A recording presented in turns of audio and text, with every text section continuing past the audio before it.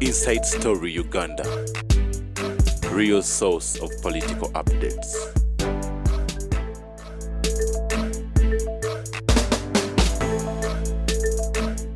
Mugumundo mbandi aunga ne baby cool wazi. I later remember nti bashoka wani wa radio bano nyomuyimbi atasobola kuvuganya Museveni muwangula.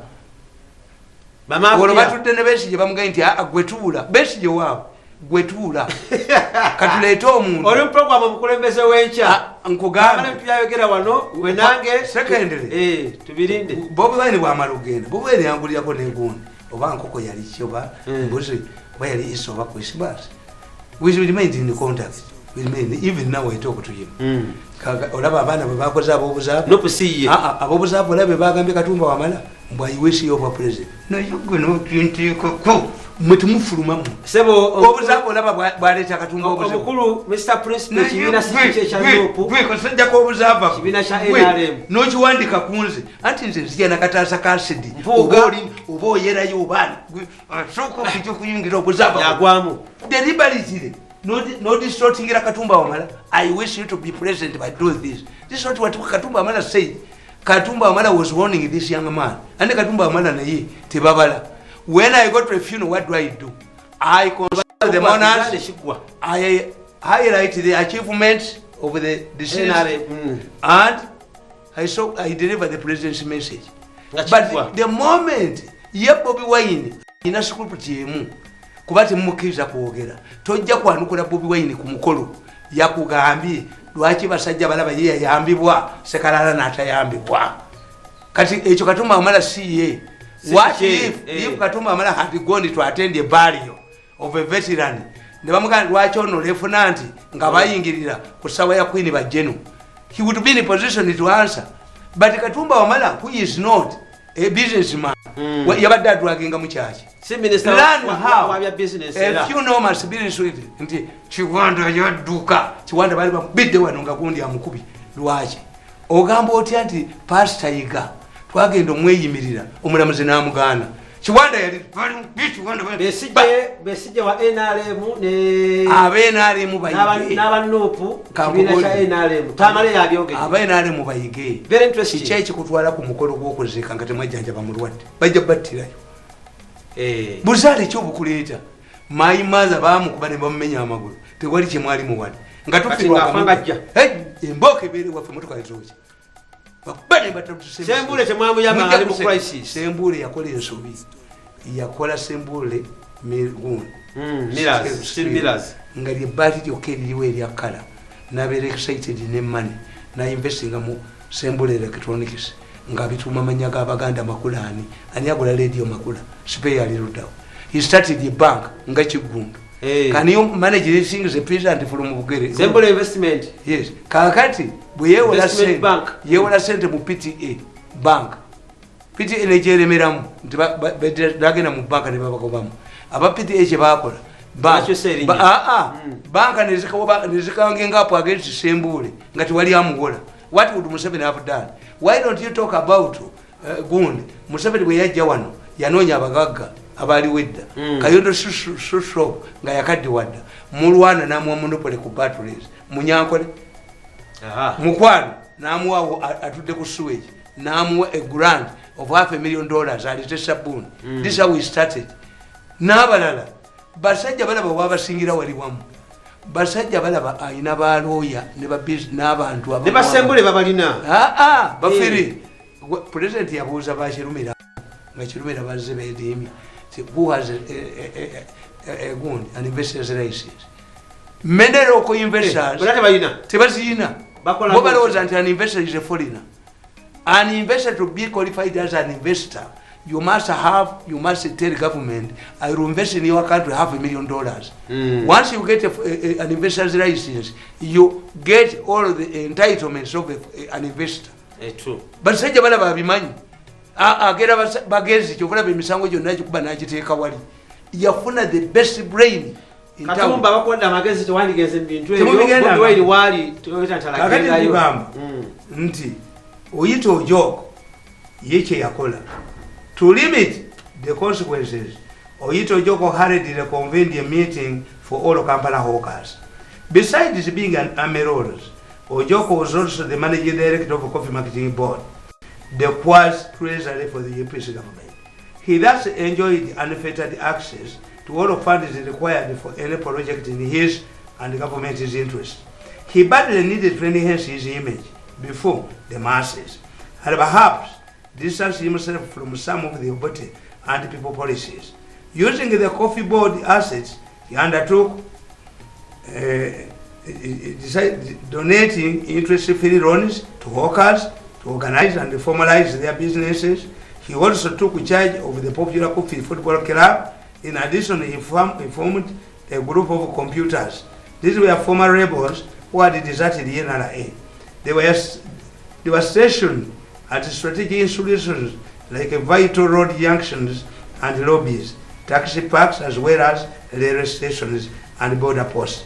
Their assignment was simple: pinpoint a former counterpart in the bush, then security operatives would follow them up for arrest and confinement. The revised strategy reduced tension in the city and making people freely go about their magendo, even though only during special hours. Oyito Ujoko Kampala for better, for money. Olabi Oyito Ujoko cheyakola. Yayabukana ne ba politicians. That's what I tell you. If we want something to be done involve the army, if you send General Muhoozi wa Minister Internal Affairs, Operation Shike bayokeze somero anja bakwata police enanga taina you start with ribboning off the crime scene. Yes. Abazungu bakugamba ku bisawe byonna NLG found unattended it will be confiscated and crushed. The chikatani wabera wakalanga akayita. Yes. Kulite chikatani. Uwamajala bamangu. Uwamaji yekengera mangu. Uwamajala banyo. Kubanga azanya na bulamu gwe kankubuza. Lwaki special forces 17 emyaka 35. They know. Baka maji chusa buli sawa. They know the value. Neno sango musajja akuma banka nga yebase. Akuma banka yebase. Wavu yebase. Nga ata akuma logite yebaka bayinza okufuluma nga tebabasasu. No gamba mbu Pastor Mondo ogenda muwabira. Pastor Mondo talabirira mwana. Pastor Mondo atenga akabbo kagalawo kyakira galawo. Yalita mulabirira linga akabbo muvunane ko. Pastor Mondo oye. Nze na gambo uyu muwala simanyinga ababali mu ebyo byabakazi. Nina abana 36. Naba musiba manyi. Ndinaganya okulabirira omwana. Taina wafe tamanyiyo. Mulete muteka. Nti onswaze. Mboko ku mboko. Nembidi sayi nyini ampise tu baga nyamune bani tebe nezikira. Mirundi yayizo genda yeyo. Bula yingira ku bantu ngereyo ne mukubempi. This woman nowhere am born. Namakaga agamani. Leba babikola kukuswaza abantu. Kati nkugamba nti bantu bakoze batya. Opposite what Oyito Ojoko did. Oyito Ojoko yeche yakola yabo organizing. Era ne mugamba buli. Deba defectors n'abaleka n'abateka mu system. Mwalimu akabokisi rotary box akaluke gwanga kazanyibwanga mwako mulundi yo one way of government getting money obubox waliwo omusajja bamuyita munyiriro ali ku pass building cyali ku pass waberanga basi za kama akabokisi ko Oyito Ojoko Kyeyamuwa akyakayina yabawa akabokisi kaliko stickers n'abawera soft loans n'abagabira ebintu ne babera organize batereze economy ekyatuyamba mu Kampala twakolanga esawa mukaaga ewalukecha baita park empya baitangayo ku Kalitunsi oba ku Birole oba ewalukecha because bali mu mitalukecha nga mukyole ye yakatandika nga bwovaawo basi za Baganda nga bwova ku basi za Baganda awo ku Gaza wali wakatale kakati ngewali ekizibe kya kirumire kitudde mu park nga wali wakatale ewali gundi wano basajja balaba oyazimba ku Market Street nga wali wakatale California enkadde nga wali wakatale and you win. This is what sustained the economy in Kampala. Abantu bomu kibuga to even to help empunza abavanga ebweru twakolanga esawa mukaaga bayingidde tuduma walona ko nenga bagena ngabani bayingidde ngamakoze okaseta amanti bayingidde okero nagwa mu ntebe okero nga president agwa mu ntebe abakazinga ne batema bayambalanga empale baba bakomawo kasi baba okero nababuza munatoka wapi koze naye yabadde mu ntebe yabatwaliruzira bano babasangayo katulinde abantu nga badduka emisigo akati nkubuulire the current situation nakibabuulirirawo embeera bweri eriwo kati ka 10 years ago if not more 10 years ago Kampala for better for money nabagamba hence Ugandans with the sharp memories could even be tempted to equate brains of the past to the current, or that the very UPC elements at the play then are back in the front seat. I'm not talking about this current minister.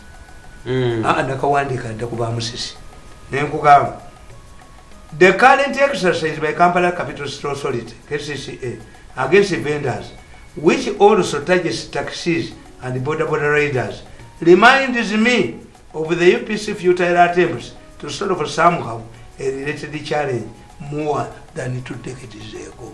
The UPC has handled this issue. It is not the first time. No. A decision is based on previous decisions. Yes. How did it work? How did it fail? Has it ever been done? Readers should not misunderstand me wrongly. I'm not opposed to a clean Kampala. My concerns are the method, beneficiaries, and the end result. Whom are we helping? Is it the Kampala traders that complain about the hawkers, or is it the new capitalistic group that targets to turn every government policy into monetary gains? We need to appreciate that the challenges we are faced with in our capital city are not unique to Uganda. They are global. The difference is that in the case of Uganda, the goal is different. The real intentions have been hijacked by thieves, conmen, and the stealing group in the government, the mafia gang. The problem of certain towns and slums is commonplace, especially in developing countries. Life in the city is simpler compared to villages. This explains why, despite the vulnerability to health hazards, slum dwellers are reluctant to return to the villages. Life is easy in the city. Ababona mu slum weewuunya babeeramu bati omwana n'azannyira ku mwala nange neewuunya abazannyira ku balukoni simanyi nti nsobola okusula mu fulaati abaana phobia naye abaana basanyira myala wano e Kampala tebafaanayo bali ono atunda mmere omwana apama najja amusangula n'asena supu Kampala mu kooti. Yes, life is easy. Akayumba ak'ekumi nabagamba nti mu Uganda temusobola kubeera mu riots. Mumuziteeka mu ssente. Abali mu gavumenti bebateeka ssente mu riots. Nti omusajja era newuunyiza banagamba baseera amafuta amangi ennyo tejja paakinze emmotoka. Kiwobe ADF bagiwa miliyoni 6 baali bakiguze biliyoni 3. Abaali bakuta Katumba Wamala babawa miliyoni za $2. Who has this man? Is ADF excuse? Kati mukagundi yankubidde essimu.